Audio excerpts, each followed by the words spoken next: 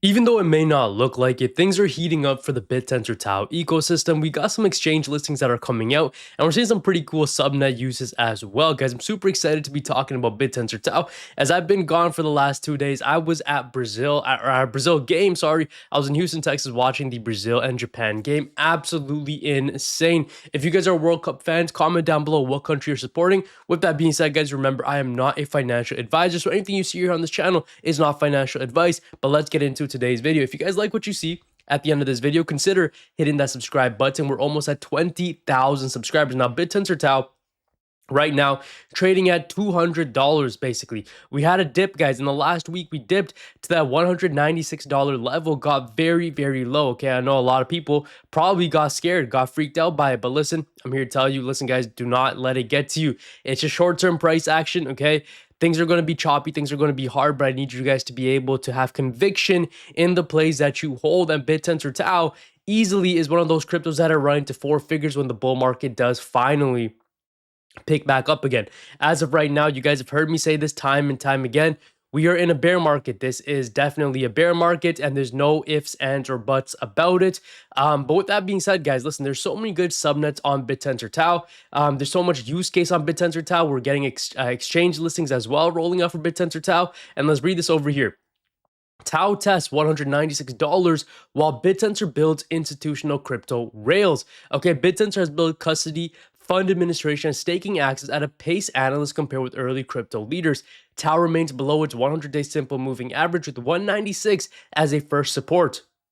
A break below that zone could shift attention towards $180 and $150 despite stronger institutional infrastructure. Now, Bittensor TAO is the future of AI, and with that being said, guys, the hardware that is needed to power AI already exists, and that is where I want to introduce Verathos, okay? Now, the problem isn't hardware, it's trust. If anyone can contribute to decentralized compute, how do you know the correct model was used? How do you know the computation actually happened? How do you know that nobody cut corners to earn rewards? Now, this is a major problem. If the model being used is less than the user requires, the outputs won't match up for the requirements, and Verathos solves that problem. Now, Verathos over here, guys, it builds its own cryptographic verification system instead. That means AI computation can be verified on ordinary hardware, not just trusted hardware. So you trust the math, not just the server. So Verathos is building more than just a inference subnet. It's creating a permissionless intelligence network where anyone can contribute compute, anyone can access AI, anyone can verify the result. The world's idle compute becomes a global intelligence network. Now, this thing is absolutely insane, guys. Definitely go ahead and check out Verathos. I'll leave a link down below. This subnet is changing the way that AI gets verified. Okay, super cool. Definitely in the early stages, but I think it's definitely worth taking a look at. Click the link down below and check it out for yourself. Let's take a look, guys. TAO also just got an exchange listing. TAO just landed on OKX with direct EUR, Euro, and USD spot pairs. Buyers do not have to route through USDT extra steps. European buyers, TAO Euro taps the fiat market directly. There is more. OKX isn't just a mid-tier exchange chasing listings for volume. It's consistently a top 2 to 4 globally by trading volume, capturing 6 to 11% of total market share. It handles $1.7 to $2.2 billion in daily spot volume, and it holds 17 to 30 billion in verified reserves and serves over 60 to 100 million registered users depending on the source. Behind Binance, it's the closest thing crypto has to a second pillar of centralized liquidity. When an exchange this size lists something, it's not a rumor event, it's a distribution event. But days before the OKX listing, they launched OKX AI, an on-chain marketplace where AI agents discover work, hire each other, and get paid entirely on-chain. The OF, Open Tensor, confirmed official support for it. Also, Kraken became the first major exchange to list Bittensor subnet alpha tokens directly. That is insane, including Chutes AI, SN64, and Target Compute. This is the part people are sleeping on. And again, guys, this is obviously insane because subnet listings on official exchanges are obviously super massive. Put these three together and you get a completely different picture. OKX validated the token, Kraken validated the subnet. OKX AI validated the utility case that Bittensor isn't just a speculative asset, it's infrastructure other systems are choosing to build on. Most saw the listing post and scrolled past it. What they missed here is that the same week, two of the largest centralized exchanges in the world made three separate moves that all point in the same direction. TAO is the asset, subnets as investable units, Bittensor as an agent infrastructure, all validated by tier 1 exchanges.